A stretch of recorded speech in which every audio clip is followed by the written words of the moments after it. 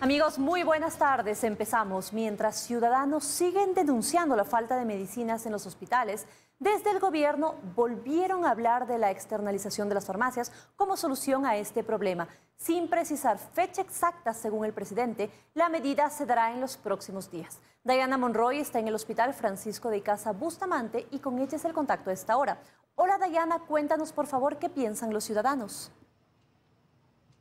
¿Qué tal, compañeras? Muy buenas tardes. Los ciudadanos piensan ojalá que esta vez funcione. Y es que recuerdan aún cuando desde el gobierno nacional se ofreció eliminar las mafias que operan aquí dentro. También recuerdan cuando se ofreció la compra masiva de medicamentos y recuerdan también cuando desde el gobierno incluso se mostró las bodegas completamente llenas de medicamentos. Pero para ellos hay solo una realidad, la realidad que están viviendo, que desde adentro de los hospitales se les sigue diciendo que no hay medicinas y ellos deben seguir comprándolas. Tenemos un reportaje, veamos.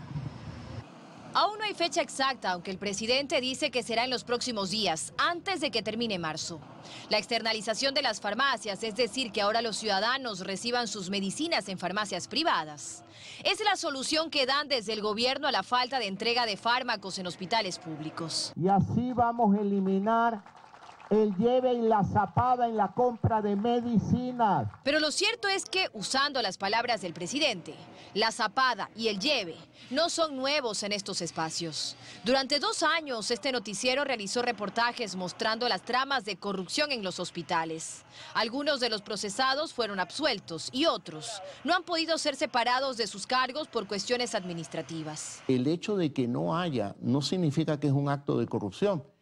Puede significar que no tenemos recursos para haber comprado las medicinas a tiempo y se corrigió a finales del año pasado. Según la ministra de Salud, pese a haber medicinas, algunos médicos no las están recetando. Estas declaraciones las hizo hace un mes, pero hoy nada ha cambiado. La mayoría de la medicina nos ha tenido que comprar afuera. No hay medicina. Tengo que prestar porque tengo que ver.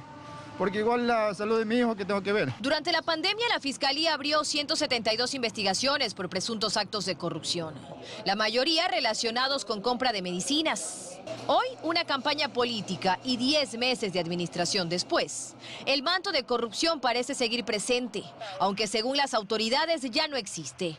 Pero lo cierto es que en el pasado, al igual que en el presente, hay bodegas llenas de medicinas de un lado y ciudadanos sin recibirlas del otro. En medio, para ellos, nadie que haga algo. Para los ciudadanos que están esperando aquí afuera es un día más, pues mientras ellos esperan en estas condiciones dentro, sus niños están luchando y están luchando con medicinas que ellos deben comprar. Ahora la esperanza recae en la externalización de las farmacias, para que de una vez por todas aseguran la corrupción pierda en espacios que parece que el Estado ya lo hizo. Ese es nuestro reporte. Ustedes tienen más información. Aquí me despido. Buenas tardes. Buenas tardes, Dayana. Muchísimas gracias por ese informe. Según el embajador de Estados Unidos en el Ecuador, el gobierno de Putin es el único responsable de las muertes que se producen en Ucrania y que por ello dice no es posible tener una posición intermedia. Asegura que Estados Unidos seguirá ayudando a Ucrania con armas defensivas y alimentos también y hace un llamado a defender la democracia. 12 días después de la invasión rusa a Ucrania, el embajador de Estados Unidos en el Ecuador se pronunció categóricamente frente al tema. Señaló al presidente Vladimir Putin como el único responsable de las muertes en Ucrania. La guerra de Putin es responsable de todo esto. Lo más antes que él termina, que respeta a la Asamblea General de las Naciones Unidas, todos podemos intentar ayudar a Ucrania a recuperarse. Nuestro interés es bajar las tensiones, apagar el incendio y calmar las aguas en Ucrania. Y comparó el éxodo de ucranianos de su país como el más grande ocurrido en el mundo después de la Segunda Guerra Mundial. La cantidad de refugiados, más de 1,5 millones en solamente 10 días, la crisis peor de refugiados desde la Segunda Guerra Mundial. Haciendo uso de una expresión anglo, llamó al Ecuador y a los países de la región a defender la democracia como forma de gobierno que respeta la libertad de las personas. Tenemos un dicho en inglés que también es un juego de palabras. Freedom isn't free. O sea, la libertad no es gratis, le cuesta a todos nosotros. Hay que defender la democracia, nuestras economías, nuestras sociedades. El diplomático estadounidense dijo que su país seguirá apoyando a Ucrania y que la comunidad internacional debería hacer lo mismo. Diplomáticamente, económicamente, socialmente, las empresas, el sector privado global está diciendo basta ya a Putin con tu guerra. Están cerrando la economía de Rusia para que desde adentro también él responda a las presiones sociales y económicas. En torno a la afectación energética que podría tener Estados Unidos frente a la posición de Rusia como productor de petróleo, gas y demás recursos, minimizó las repercusiones que, según dijo, no son las mismas para Europa. Para nosotros, Rusia es una fuente de mínimo 5% quizás de nuestra energía.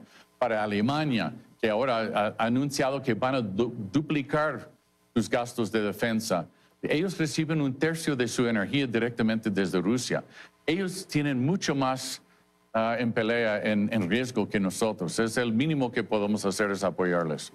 Finalmente, el embajador de Estados Unidos en el Ecuador dijo que la comunidad internacional debe pensar globalmente y actuar localmente, fortaleciendo la democracia y cooperando de manera humanitaria con los desplazados ucranianos. En Quito, Freddy Paredes, 24 horas. Desde el sector productivo aseguran haber entregado información al gobierno para evitar mayores afectaciones en los sectores productivos por el conflicto entre Rusia y Ucrania. Plantean, por ejemplo, la relocalización de las exportaciones. 1.100 millones de dólares podría ser la afectación que deje la guerra entre Rusia y Ucrania en el sector productivo ecuatoriano. 70% es banano, también está camarón con 142 millones, flores con 99 millones. Y realmente esto es algo que no estaba previsto dentro de los planes. Desde la Cámara de Industrias y Producción sostienen que ya se han reunido con el gobierno y le han entregado información necesaria para minimizar de alguna forma el impacto de la guerra. Ya hemos enviado nosotros al señor ministro de la Producción, hemos visto una apertura, hemos ya trasladado entonces esas afectaciones y estamos viendo la manera en la cual podemos buscar o relocalizar este tipo de exportaciones. Habría que buscar, pero obviamente mercados en la propia Europa o mercados en otros lados como por ejemplo Asia. José Hidalgo, director de Cordes, cree que si bien será importante relocalizar las exportaciones de banano, camarón y flores, no será tarea fácil. Va a competir primero con otros proveedores nacionales que ya se están dirigiendo a otros mercados, digamos Estados Unidos, países de la Unión Europea, entre otros, y también va a competir con proveedores de otros países que también van a querer llegar a esos mercados. Entonces, aunque pudiera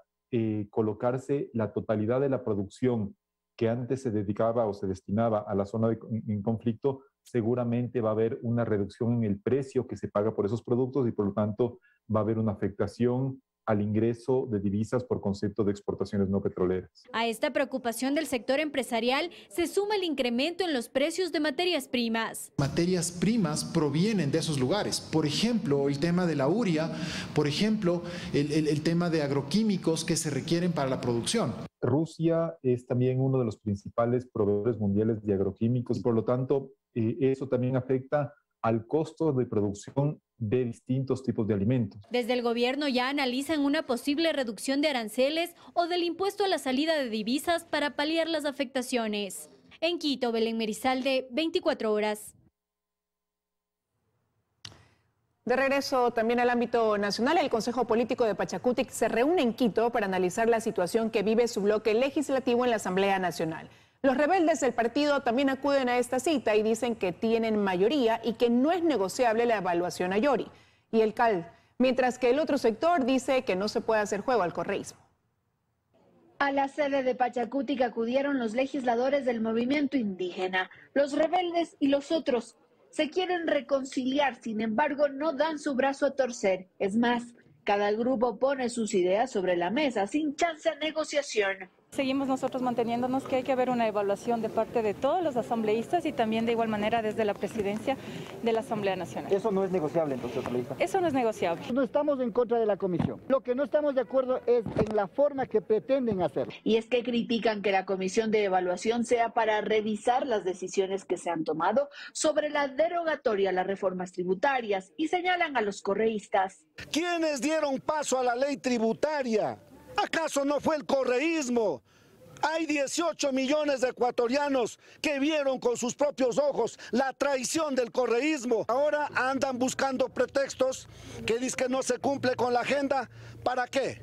Para desarticular esa conformación de la Asamblea, para tener una nueva mayoría. Sin embargo, los rebeldes insistirán en la comisión este miércoles en la sesión plenaria que ya ha sido convocada en horas de la tarde, pues según Pazmiño tienen la mayoría e incluso siguen captando más votos para que se haga realidad esa evaluación.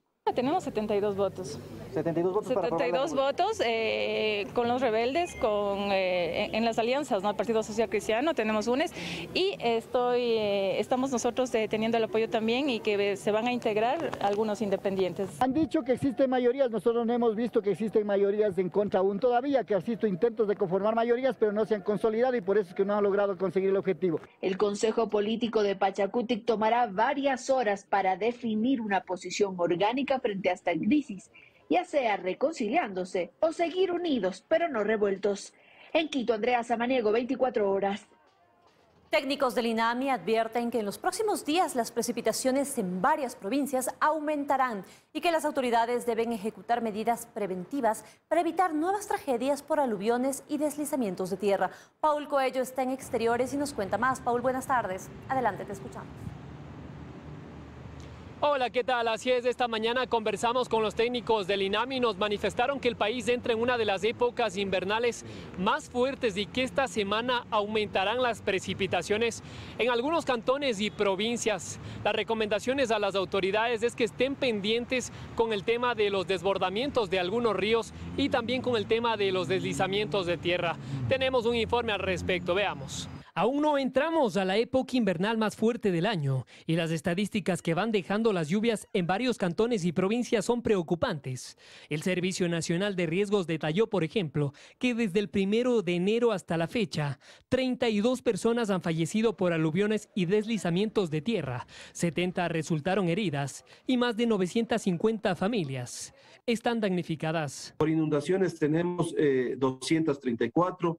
Por derrumbes tenemos 63, por desbordamiento de ríos tenemos 8, por deslizamientos tenemos 7. Total, 312 son los eventos que hemos tenido. A estas estadísticas se suman las afectaciones de varias vías a nivel nacional, que mantienen desconectadas algunas provincias y cantones. Tenemos de momento 3 provincias que están con complicaciones de vías, ¿no? Loja, la provincia del Oro y sobre todo también tenemos Azuay. Una de las zonas más afectadas en donde existe el mayor número de familias damnificadas es la provincia de Cotopaxi.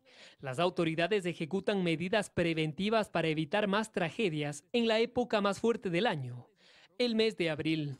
Hacer un dragado de los ríos, hacer un embaulamiento de los mismos, luego a través de los organismos de seguridad estar todo el tiempo alertas, es decir, tener toda la parte logística lista en caso de que, por ejemplo, nos toque evacuar otras poblaciones. Los técnicos del INAMI aseguran que esta semana, por ejemplo, las precipitaciones aumentarán más de lo normal en las provincias de Cotopaxi, Carchi, Pichincha, Azuay y Napo.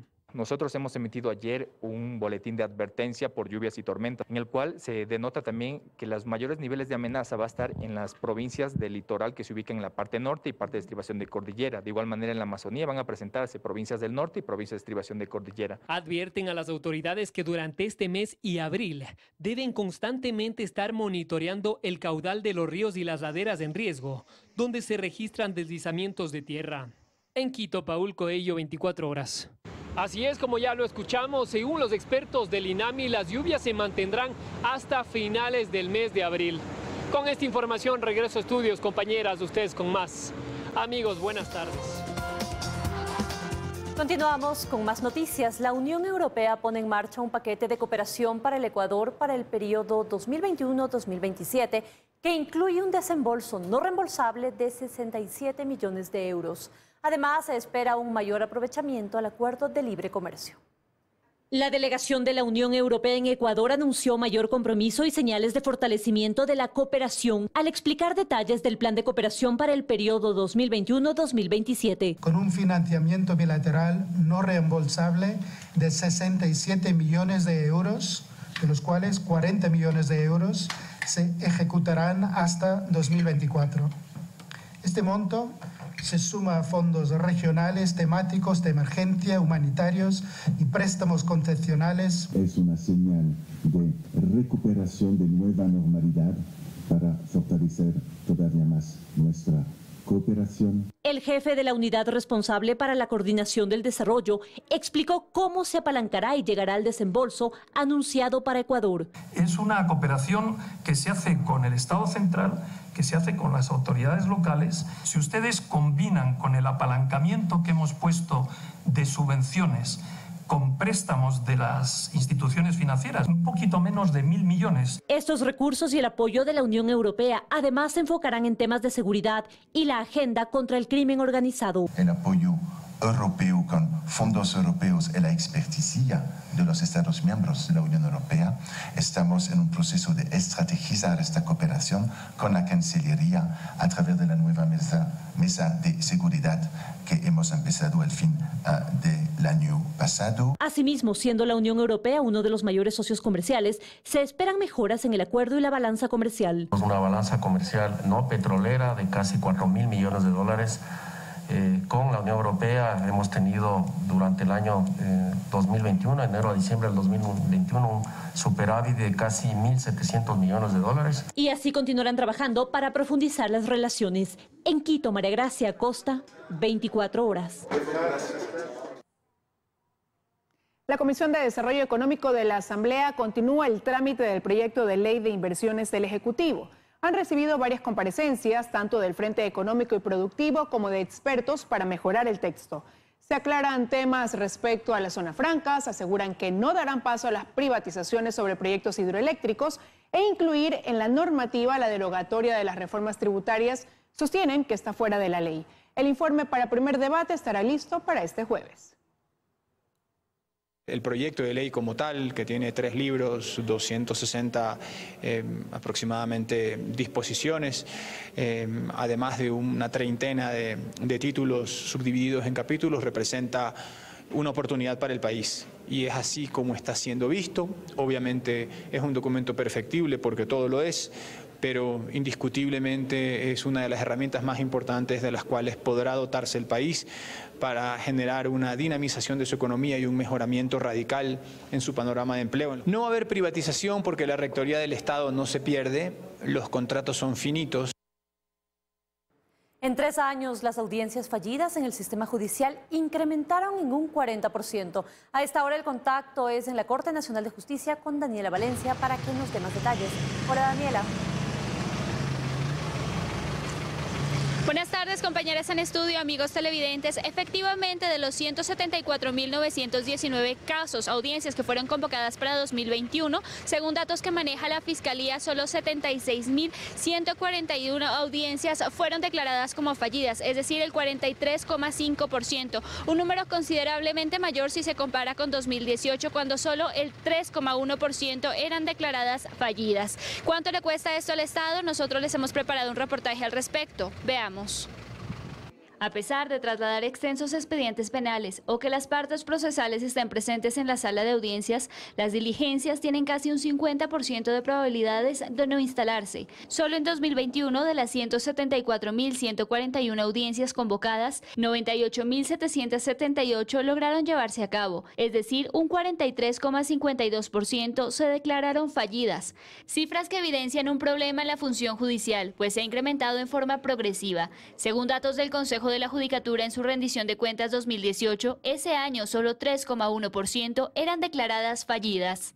Yo considero que una de las razones puede ser la pandemia, toda vez que teníamos audiencias ya señaladas y en vista de la pandemia, entonces lo que se hace es seguir avanzando, dilatando los procesos que estaban ya señalados. Otra de las razones también es que teníamos por sorteo, es decir, que para que señalen un nuevo día y hora tenían que coincidir agendas los 3 jueces que estaban conociendo la causa. Si tomamos datos de ese mismo año, con un gasto promedio por audiencia de $339,04, en 2021 las audiencias fallidas tuvieron un costo para el Estado ecuatoriano de $25,8 millones, pues no solo genera el consumo innecesario de tiempo, sino también de recursos humanos y económicos. Por ejemplo, en materia penal, una audiencia de formulación de cargos, tenemos un juez, tenemos un fiscal y dependiendo del caso podría haber un defensor público, ¿no es cierto? Pero si estamos ya en una audiencia de juzgamiento, tenemos la presencia de 3 jueces de garantías, de Tribunal de Garantías Penales, un fiscal, un defensor público, peritos que son también funcionarios públicos, agentes de la Policía Nacional. Del total de audiencias fallidas, 6.800 fueron diferidas por pedido de Fiscalía, pues existía un cruce con otras diligencias previamente dispuestas, 69.341 por pedido de otras partes procesales. En Quito, Daniela Valencia, 24 horas. Solo por nombrar algunos ejemplos, el 15 de febrero se debía instalar la audiencia de apelación en el denominado caso Singue. Esto no se pudo instalar por el cambio de una de las defensas y además tomando en cuenta que en los próximos días se debía instalar la audiencia del caso Las Torres. Este caso Las Torres se ha diferido ya por 3 ocasiones. El último fue el pasado 3 de marzo, cuando se llamó a que se tiene que sortear un nuevo conjuez para que integre el tribunal. Casos similares han ocurrido con el caso Bucaram, el caso Yunda y también el caso Olavini. Es lo que les podemos compartir al momento. Regresamos con ustedes a estudios. ¿Qué tienes más noticias? Una excelente tarde. Una excelente tarde también para ti, Daniela. Gracias. Motos que han cumplido ya su vida útil y patrulleros que necesitan mantenimiento forman parte del parque automotor de la policía que debe ser renovado. El gobierno ofreció recursos por $9 millones para atender las necesidades operativas de la institución. En este taller hay al menos una centena de motos, casi todas de la Policía Nacional. Han entrado a reparación. Unas apenas llegaban mientras captábamos estas imágenes. Otras tienen aquí varias semanas y es que su reparación no es fácil. Se trata de vehículos adquiridos entre 2008 y 2013. Es decir, las más nuevas tienen casi 10 años de uso intensivo. Se calcula que en promedio cada una de estas motos recorre 3.000 kilómetros al mes. Requieren reparación en el motor y en el sistema de arrastre. Pero hay una realidad. Así se las repare una y otra vez, estas motos ya han cumplido su vida útil. Hace unos meses este noticiero evidenció que en el distrito Portete, uno de los más grandes de Guayaquil, habían patrullas detenidas con las llantas ponchadas en deterioro. Los recursos son limitados por la misma crisis económica que vive el país. Algunas de esas unidades ya han sido reparadas a la fecha tras los diferentes petitorios que hizo el jefe de distrito. Pero no ocurre lo mismo con estos vehículos que aparecen en un video captado el fin de semana en Quito. En la unidad de la Policía Comunitaria de La Carolina, patrulleros de la policía sin mantenimiento. La institución y por ende la ciudadanía en desventaja en la guerra contra el crimen organizado. Hay una asimetría importante, ¿no? Esa asimetría le favorece a quienes tienen las capacidades para adquirir, no solamente para adquirir tecnología o infraestructura, sino también para comprar conciencias. El gobierno nacional ofreció $9 millones que irían a la policía para resolver los no pocos problemas de operatividad que ahí se presentan. ¿Esos recursos fueron asignados? Hemos solicitado una entrevista al Ministerio de Gobierno, a la Comandancia de la Policía e incluso al Ministerio de Finanzas. Y hasta el cierre de este reportaje no se ha concretado ninguna. Ofrecieron encontrar pronto un espacio en la agenda de alguno de sus voceros. Hoy la prioridad es seguridad y no podemos nosotros continuar con esos ahorros innecesarios. La seguridad cuesta, pero la inseguridad es muchísimo más costosa. Y nos está pasando una factura social muy grande. Se trata de una realidad incómoda, de la que no se habla en cámara, pero está. Y denota los desafíos que debe sortear la policía en la lucha contra la inseguridad. En Guayaquil, Carlos Acoto, 24 horas. Y al respecto, este fin de semana en la zona 8, que corresponde a Guayaquil, Durán y San Borondón, se registraron 18 asesinatos al estilo sicariato. De ellas, 7 personas fueron acribilladas con fusiles en los exteriores de una vivienda en las Malvinas. Paul Tutibén nos cuenta más detalles desde este lugar del sur de Guayaquil. Hola, Paul. Buenas tardes. Adelante. Gracias, buenas tardes. A esta hora continúa la policía realizando varios operativos, allanamientos para tratar de ubicar a los criminales. Cerca de las 11 de la noche este domingo, los sicarios llegaron a la parte externa de esta casa. En total, 7 personas fueron asesinadas y 2 mujeres se debaten entre la vida y la muerte. En la escena se levantaron 66 indicios balísticos. Veamos la siguiente nota. Esta casa, ubicada en la cooperativa Alameda Manzana G3 Solar 1, sector Las Malvinas Sur de Guayaquil, fue comprada hace 5 meses. Tiene vallado eléctrico y seguridad externa, a comparación de las otras viviendas del lugar. Quienes habitan ahí realizaron una reunión desde la tarde del domingo, armaron una piscina. Mientras llevaban afuera, los sicarios llegaron a las 11 de la noche y les dispararon. 6 personas murieron en el sitio y otro individuo en el hospital. En varias paredes de casas aledañas quedaron los orificios de los proyectiles. Se pudo evidenciar que eran de armas largas. El coronel Fausto Miño, jefe del distrito Los Esteros, indicó que 8 sicarios llegaron en 2 carros. Uno de ellos se bajó con un fusil y disparó en reiteradas ocasiones a las víctimas. Sus cómplices desde los carros también propinaron más balazos. La Policía Nacional hace pocos minutos antes de este hecho les retiró su actitud omisa y volvieron a hacer uso de la vía y seguir libando. De los 5 hombres asesinados entre primos y hermanos, 3 registraban antecedentes penales por varios delitos y las 2 mujeres ajusticiadas eran amigas del propietario del inmueble. Además, hay 2 personas heridas. Una mujer se encuentra en estado crítico tras recibir un disparo en la cabeza. Tiene una herida en su cráneo. En la escena se levantaron 66 indicios balísticos. Luego el simultáneo sicariato, la policía allanó la casa, confiscó 3 teléfonos celulares, una maleta llena de ropa, se incautó un carro de alta gama y durante la requisa que les hicieron a los que sobrevivieron, a una niña que cargaba en su espalda un bolso pequeño, le encontraron $8,000 en efectivo. Que estaban en fajos de $20. Los hombres fuertemente armados escaparon en los 2 carros. Se han realizado intervenciones para localizarlos. Por el momento no hay detenidos. Se presume que las 7 muertes violentas de los primos y hermanos estarían relacionadas a una venganza por el asesinato de un individuo que era integrante de la banda contraria a la familia acribillada. Las bandas en mención buscan el poder en el mundo del microtráfico en varias plazas del suburbio de Guayaquil. Además de las 7 personas asesinadas acá en las Malvinas, esta madrugada en el Guasmo Norte, también sur del puerto principal, sujetos llegaron aproximadamente a las 2 de la madrugada y desde un vehículo dispararon por reiteradas ocasiones a una vivienda. En la parte interna de esta casa estaba reunida la familia. Lamentablemente 2 niños, uno de 4 y otro de 5, resultaron heridos. El pequeño de 4 se debate entre la vida y la muerte, mientras que un adulto de 46 años también resultó herido. En total, este fin de semana, acá en la zona 8, que comprende a Guayaquil, Durán y San Borondón, se registraron 18 asesinatos. Además, hay que mencionar que desde el 1 de enero a la fecha van 241 crímenes en la zona 8. Hasta aquí la información. Gracias. Buenas tardes. Gracias, Paul. Muy buenas tardes. Y información realmente preocupante. Más noticias. Una unidad judicial especializada en juzgamiento de delitos de corrupción y crimen organizado estará operativa en agosto. Este proyecto del Consejo de la Judicatura contará con un presupuesto de $1,6 millones y además tendrá financiamiento por parte del gobierno de los Estados Unidos.